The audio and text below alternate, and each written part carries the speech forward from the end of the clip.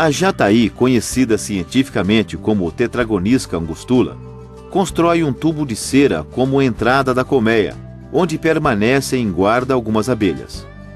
Abrindo a colmeia racional na qual a jataí pode ser criada, observamos a estrutura interna.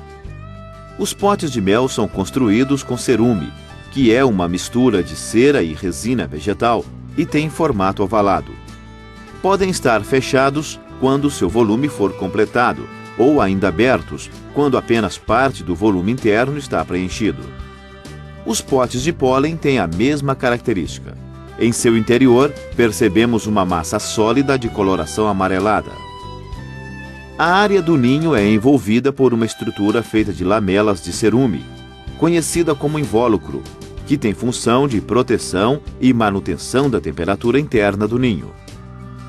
Os favos de cria construídos com cera apresentam forma de discos sobrepostos, separados entre si por pilares de cerume, formando espaços que permitem a circulação das abelhas. Também pode ser observado um depósito de resina ou própolis, usada para fechar frestas no interior da colmeia. As abelhas jataí, encontradas em todo o Brasil, são pequenas, embora as colônias tenham população bastante numerosa, com grande número de operárias. Dependendo do estado da colmeia, o ninho e os potes ocupam pouco espaço, seja numa colmeia racional ou numa colmeia natural.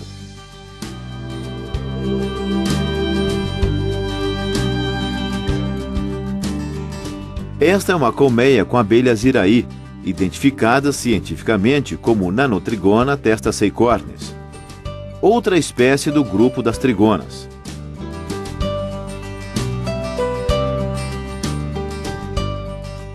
A estrutura do invólucro, dos favos de cria e dos potes de mel e pólen é muito semelhante à da jataí. Por causa do tamanho das abelhas e da própria colmeia, a quantidade de mel armazenado nos potes é muito pequena. O maior valor dessas abelhas está no fato de serem potenciais polinizadoras de inúmeras espécies de plantas da flora nativa brasileira.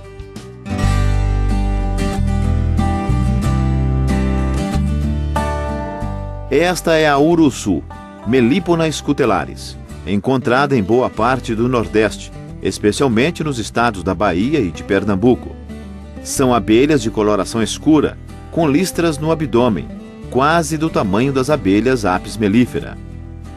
Observando o interior da colmeia, percebemos muitas semelhanças com o ninho, o invólucro e os potes de alimentos das trigonas. A diferença está no tamanho. Os ninhos de todas as espécies de abelhas sem ferrão são muito semelhantes.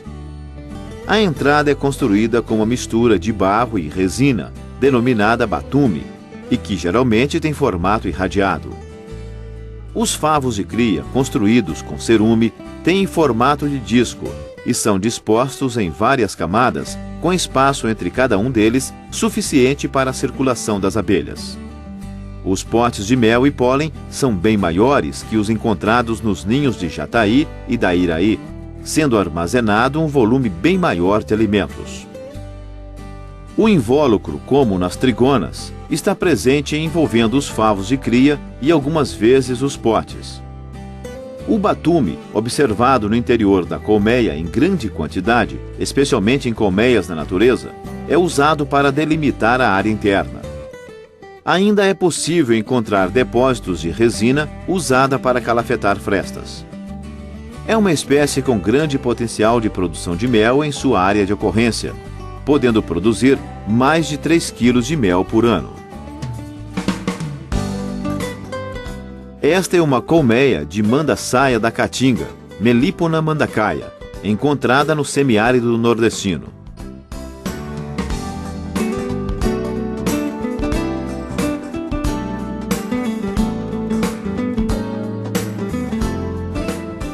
Apesar de sua criação comercial ter sido muito pouco estudada, percebe-se pela observação dos potes de mel que existe um bom potencial de produção. Esta abelha é resistente às condições climáticas adversas da caatinga, mantendo boa provisão de mel mesmo nos períodos de seca. No oco de árvores, as colmeias apresentam uma estrutura bem característica.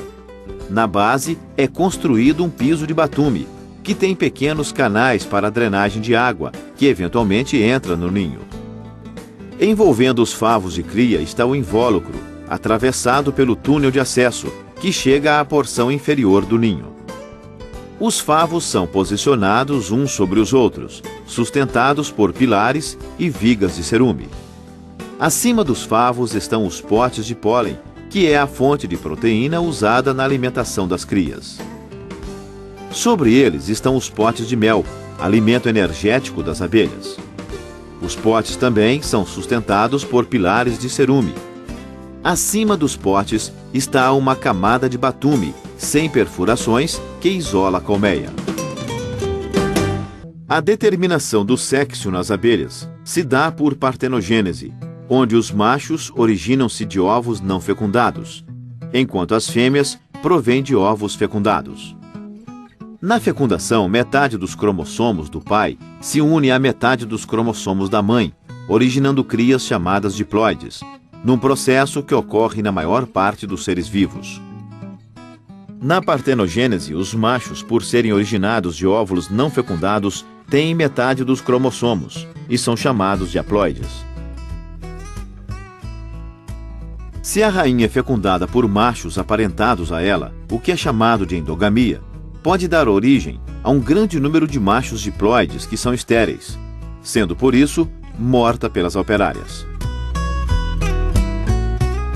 De forma diferente das abelhas com ferrão, nos meliponíneos, os zangões são fisicamente muito parecidos com as operárias. A única função deles é fecundar a rainha, não trabalhando na busca e preparo de alimentos. Já a rainha pode ser facilmente identificada porque, depois de fecundada, tem o abdômen muito desenvolvido. Na maior parte das vezes, é encontrada apenas uma rainha por colônia, mas em algumas espécies podem ocorrer até 5 rainhas. Entre as abelhas do grupo das trigonas, a rainha é formada em uma célula de cria especial, de maior tamanho, chamada célula real ou realeira. Ela é construída geralmente nas margens do favo de cria e em seu interior é colocado um ovo com as mesmas características genéticas das operárias. Além de mais espaço para a cria crescer, a realeira permite que seja oferecida maior quantidade de alimento larval do que ocorre na célula de cria das operárias, não havendo diferenças qualitativas na alimentação entre as diferentes castas. A decisão de criar uma nova rainha é tomada pelas próprias operárias, quando há enxameação ou quando a rainha está velha ou fraca. Elas constroem a realeira e nela colocam o alimento larval. O pólen é colhido nas flores e carregado preso ao par de pernas posteriores das operárias, numa estrutura denominada corbícula. Esse trabalho geralmente é feito nas primeiras horas da manhã. Na colmeia é depositado nos potes de armazenamento, sendo misturado a substâncias glandulares produzidas pelas abelhas e por micro-organismos que promovem a fermentação do produto, que passa a estar em condições de ser consumido por elas.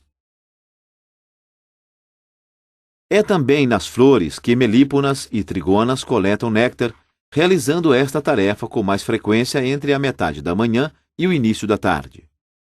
O néctar sofre desidratação e ação enzimática, sendo transformado em mel, que é depositado nos potes, os quais, após estarem cheios, são fechados.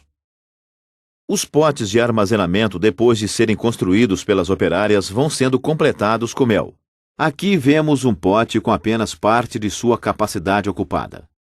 Em pouco tempo estará cheio, após o que será fechado com cera, como uma reserva para os tempos de escassez de alimento.